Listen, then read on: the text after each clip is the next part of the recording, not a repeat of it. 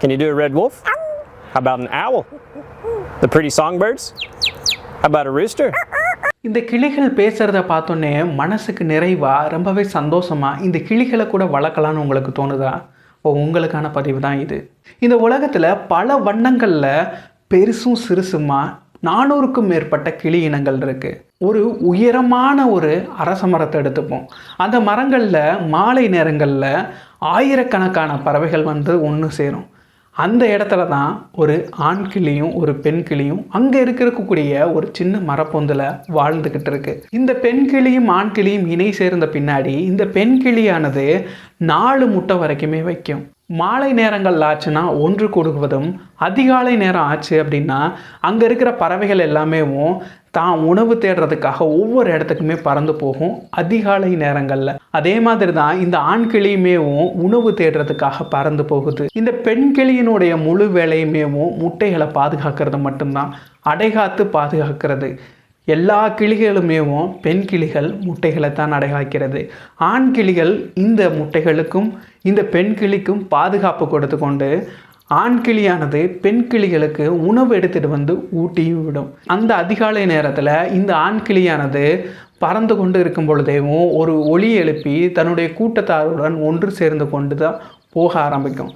ஏன்னா கிளிகள் எப்போவுமே சமூகமாக வாழக்கூடியது. இரவு நேரத்தில் எங்கெங்கேயோ இருந்தாலுமேவும் பகல் நேரத்தில் உணவு தேடுற இடத்துல ஒன்றா வந்து ஒன்று சேர்ந்து தான் உணவு தேட ஆரம்பிக்கும். இந்த பெண் கிளியானது முட்டைகளை அடைகாக்கும் பொழுது ஒரு நாளைக்கு பல தடவை இந்த முட்டைகளை திருப்பி வச்சு அடைகாக்கும். அப்போ தான் வெப்பமானது சீராக செல்லும் அப்படின்னு. இப்போது நம்ம கோழி முட்டை எல்லாமே இன்குபேட்டரில் வச்சு அடைகாக்கும் பொழுதுமேவும் அந்த முட்டைகளை ஒரு நாளுக்கு குறிப்பிட்ட முறை திருப்பி வைக்கணும். அப்போ தான் அதிலிருந்து குஞ்சுகள் வந்து சரியான முறையில் வளர்ந்து வெளிப்படும். அதே மாதிரி தான் எல்லா பறவைகளுக்கும் இது பொதுவானது தான். தன்னுடைய கூட்டத்துடன் இந்த ஆண் கிளி இருந்தாலும் ஒவ்வொரு தடவையும் உணவு எடுத்துகிட்டு வந்து இந்த பெண் கிளிக்கு வந்து ஊட்டி விட்டுக்கிட்டே இருக்கும்.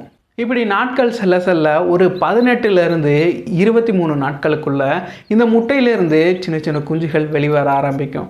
பிறக்கும் பொழுதே அந்த குஞ்சுகள் வந்து கண்கள் தெரியாமல், இறக்கைகள் இல்லாமல் முழுக்க தாய் தந்தையினுடைய பாதுகாப்பில் தான் தன்னுடைய வாழ்க்கையவே ஆரம்பிக்கும். இப்போது ஒரு 3 குஞ்சுகள் அதிலேருந்து வெளியே வந்துருச்சுன்னா இப்போது ஆண் பறவை மட்டுமே போய் உணவு எல்லாத்துக்குமே எடுத்துகிட்டு வந்து கொடுக்க முடியாது. அதனால் அடுத்த நாளில் இருந்து இந்த பெண் கிளியுமேவும் அதிகாலை நேரத்தில் ஆண் கிளியுடன் சேர்ந்து உணவு தேடுறதுக்காக போக ஆரம்பிக்கும். அங்கே போகும்பொழுதே சத்தத்தை எழுப்பி கொண்டே போவார்கள் தன்னுடைய கூட்டத்தாருடன் சேர்ந்து கொள்ள. அங்கே போயிட்டு இந்த ஆண் கிளி பெண் கிளி ரெண்டுமே சேர்ந்து உணவு எடுத்துகிட்டு வந்து இந்த குஞ்சுகளுக்கு கொடுக்கணும். இந்த குஞ்சுகள் வந்து காத்துக்கிட்டு இருக்கும் தன்னுடைய பெற்றோர்கள் தாய் கிளியின் தந்தை கிளியின் அரவணைப்பிற்காக, பாதுகாப்பிற்காக, உணவிற்காக இப்படின்னு. ஆனால் இங்கே இந்த குஞ்சுகளுக்கு ஆபத்துமே அதிகம்தான். ஏன்னா மரம் ஏறக்கூடிய பாம்புகள், சாரப்பாம்பு கூட இந்த குஞ்சுகளை மரமேறி சாப்பிட்டு போயிடும். அப்படி இல்லையா ஒரு சில பறவைகள் இருக்குது, ஆந்தைகள், கழுகுகள், இல்லை பருந்துகள், இந்த மாதிரி பறவைகள் கூட இந்த குஞ்சுகளை உள்ளே வந்து சாப்பிட்டு போக வாய்ப்பு இருக்குது. இல்லை குழுவாக போய் உணவு தேட போனால் அந்த பெற்றோர் பறவைகளுக்கு கூட ஆபத்து இருக்க தான் செய்து. பருந்தோ கழுகோ இந்த மாதிரி பறவைகள் வந்து அதை வேட்டையாடிட்டு போயிடலாம். ஆனால் இந்த கிளிகள் இதுக்காகத்தான் குழுவாக வாழுது. அதாவது ஒரு குழு அப்படின்னு எடுத்துக்கிட்டால் 10லேருந்து 50 கிளிகள் கூட ஒன்று சேர்ந்து சமூகமாக வாழக்கூடியது தான். ஒரு சில இடத்துலலாம் 500க்கும் மேற்பட்ட கிளிகள் கூட ஒன்றாக சேர்ந்து ஒரு சமூகமாக வாழ்ந்துட்டுருக்காங்க. ஒரு கிளி பார்த்துச்சுனாலுமேவும் அந்த கிளி வந்து ஒரு வித தனித்துவமான ஒலி எழுப்பும். அந்த ஒலியை புரிஞ்சுக்கிட்டு மற்ற எல்லா கிளிகளுமேவும் அந்த கிளிகள் பின்னாடி வந்து அந்த அந்த உணவை எல்லாருமே பகிர்ந்து சாப்பிடுவாங்க. அது மட்டும் இல்லை, அங்கே ஏதாவது ஒரு ஆபத்து வந்துடுச்சு, ஏதாவது ஒரு கழுகோ பருந்தோ இல்லை ஏதாவது பாம்புகள் வருது அப்படின்னா அப்போது ஏதாவது ஒரு கிளி ஆபத்தை பார்த்துருச்சுனாலும் சரி வேறு ஒரு வித ஒலி எழுப்புவாங்க. உடனே எல்லா கிளிகளும் புரிந்து கொண்டு உடனே பறந்து போக ஆரம்பிக்கும். அப்புறம் தன்னுடைய இனப்பெருக்க ஜோடியை கண்டுபிடிக்கிறதுக்கும் கூட்டமாக வாழ்கிறது வந்து ஒரு நன்மையாக இருக்குது. இந்த மாதிரி பல காரணங்களுக்காக தான் கிளிகள் ஒற்றுமையாக கூட்டமாக வாழ்ந்துட்டுருக்கு. இப்போது இங்கே ஆண் பெண் கிளிகள் ரெண்டுமே உணவு எடுத்துகிட்டு வந்து இந்த குஞ்சுகளுக்கு ஊட்டணும். ஆனால் இங்கே குஞ்சுகள்னால நேரடியான உணவுகளை செரிக்க முடியாது. பொதுவாக கிளிகளோட உணவுன்னு எடுத்துக்கிட்டோம்னா தாவர உணவுகள் தான் அதிக அளவு சாப்பிடும். அதாவது இலைதழைகள் இல்லை பழங்கள், கொட்டைகள் இந்த மாதிரி தாவர பகுதிகளை தான் சாப்பிடும். ரொம்ப ரொம்ப அரிதாக புழு பூச்சிகளை சாப்பிடும். இது புரத தேவை இருந்தால் மட்டும்தான். இந்த தாவர உணவுகளை நேரடியாக எடுத்துகிட்டு வந்து ஊட்டி விட்டுறாது. முதல்ல ஆண் கிளியோ இல்லாட்டி பெண் கிளியோ தான் சாப்பிட்டு முடித்த பின்னாடி ஒரு 30 நிமிஷம் 40 நிமிஷம் கழித்து பாதி செரிக்கப்பட்ட அந்த உணவை தன் குஞ்சுகளுக்கு ஊட்ட ஆரம்பிக்கும். இப்படி ஊட்டும் பொழுது ஒவ்வொரு குஞ்சுகளுக்குமே ஒரு தனித்துவமான ஒலி எழுப்பி அவர்களுக்கு ஊட்டிவிடும். இது நம்ம பேர் வைக்கிற மாதிரி தான். அப்போது கிளிகள் ஒவ்வொன்றுமே ஒவ்வொரு கிளி குஞ்சுகளுக்குமே ஒரு தனித்துவமான ஒலி எழுப்பும். சில நாட்களில் இறக்கைகள்லாம் வளர்ந்த பின்னாடி இந்த கிளி குஞ்சுகள் எல்லாமே அங்கனக்குள்ளே இருக்கிற அந்த அரச மரத்தை சுற்றி அங்கே பக்கத்தில் இருக்க மரங்கள் இந்த இடத்துலையே தான் கொஞ்சம் கொஞ்சம் தவ்வி உட்காந்து பறக்க பழகிக்கிட்டு இருக்கும். அந்த நேரங்கள் எல்லாமே இந்த ஆண் பெண் பெரிய கிளிகள் பகல் நேரங்களில் உணவு தேடிட்டு அடிக்கடி தன்னுடைய குஞ்சுகளுக்கு ஊட்டி விட்டு மறுபடியும் உணவு தேட போவாங்க. இதே மாதிரி தான் நடக்கும். மாலை நேரங்களில் வந்தோடனே எல்லா கிளிகளும் எல்லா கிளி குஞ்சுகளும் ஒன்று சேர்ந்து தங்களுடைய அனுபவங்களை பகிர்ந்து கொள்வார்கள். இந்த கிளி குஞ்சுகள் நன்றாகவே பறக்க ஆரம்பித்தோடனே இதையுமே தன்னுடைய சமூகத்தினுடைய சேர்த்து அடுத்த நாள் அதிகாலையில் எல்லா கிளிகளுமே ஒன்று சேர்ந்து பறந்து போய் தன்னுடைய சமூக கூட்டத்தோடு சேர ஆரம்பிக்கும். சமூகமாக வாழ்கிறதோட நன்மையை புரிய வைக்கும்.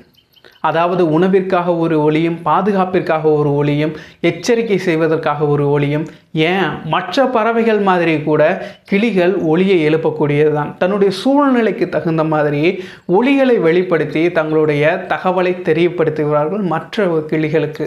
இந்த குஞ்சுகளுக்கு பறக்க ஆரம்பித்த சில வாரங்களுக்கு இந்த தாய் தந்தை பறவைகள் தான் உணவு ஊட்டும். அதுக்கப்புறம் முழுமையாக இந்த குஞ்சுகள் தனித்து வாழ ஆரம்பிக்கும். தனித்துனா அதே சமூகத்தோட தனித்தனியாக வாழ ஆரம்பிக்கும். இந்த பெற்றோர் பறவைகளுடன் சேராது. ஒரு பச்சை கிளி எடுத்துக்கிட்டோம்னா 2-2.5 வயசில் பாலியல் முதிர்ச்சி அடையும். அதில் ஆண் கிளிகள் அப்படின்னா ஆண் கிளிகளுக்கு கழுத்து பகுதிகளில் வளையங்கள் தோன்ற ஆரம்பிக்கும் 2 வயசுக்கு அப்புறம் தான்.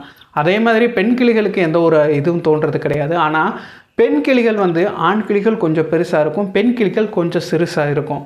சமூகமாக இருக்கிறனால ஒரு ஆண் கிளிக்கு ஒரு பாலியல் முதிர்ச்சி அடைஞ்ச பெண் கிளியை தேடி கண்டுபிடிக்கிறது அவ்வளவு கஷ்டமாக இருக்காது. இந்த பெண் கிளியை கவர்வதற்கு பல வேலைகளை செய்யும் ஆண் கிளிகள்.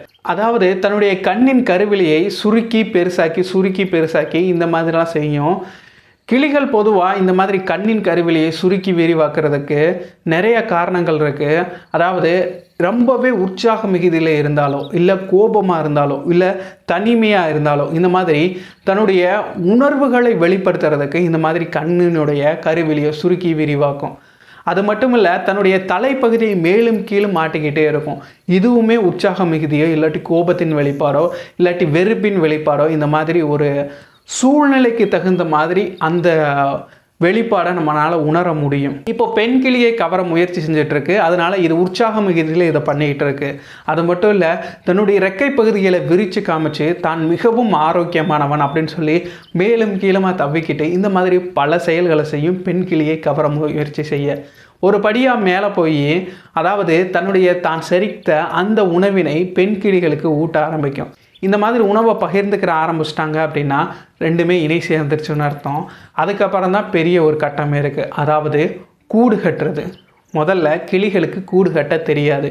தான் வாழக்கூடிய அந்த அரச மரத்துக்கு பக்கத்தில் ஏதாவது வேறு மரப்பொந்துகளோ இல்லாட்டி வேறு இடுக்கான பகுதிகள் ஏதாவது இருக்கான்னு பார்த்து அங்கே தான் போய் இணை சேர்ந்து முட்டை வைக்க ஆரம்பிக்கும். இப்போது மரங்கொத்தி பறவைகள்லாம் எடுத்துக்கிட்டோம்னா ரொம்பவே கஷ்டப்பட்டு சிரமப்பட்டு மரத்தை ஒரு ஓட்டை போட்டு அது ஒரு முறை முட்டை வச்சு குஞ்செல்லாம் பொறிச்ச பின்னாடி ஒரே ஒரு தடவை தான் அந்த இனப்பெருக்கத்திற்கு அந்த ஒரு முறை மட்டும்தான் அந்த கூட்டை பயன்படுத்தும்.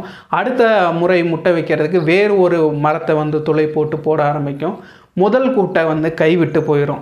இந்த கைவிடப்பட்ட இந்த மரப்பொந்துகளுக்கு அணில்கள் வரலாம், இல்லை அப்போ ஆந்தைகள் வரலாம், இல்லை வேறு மைனாக்கள் இந்த மாதிரி வேறு பறவைகள் கூட தங்கலாம்.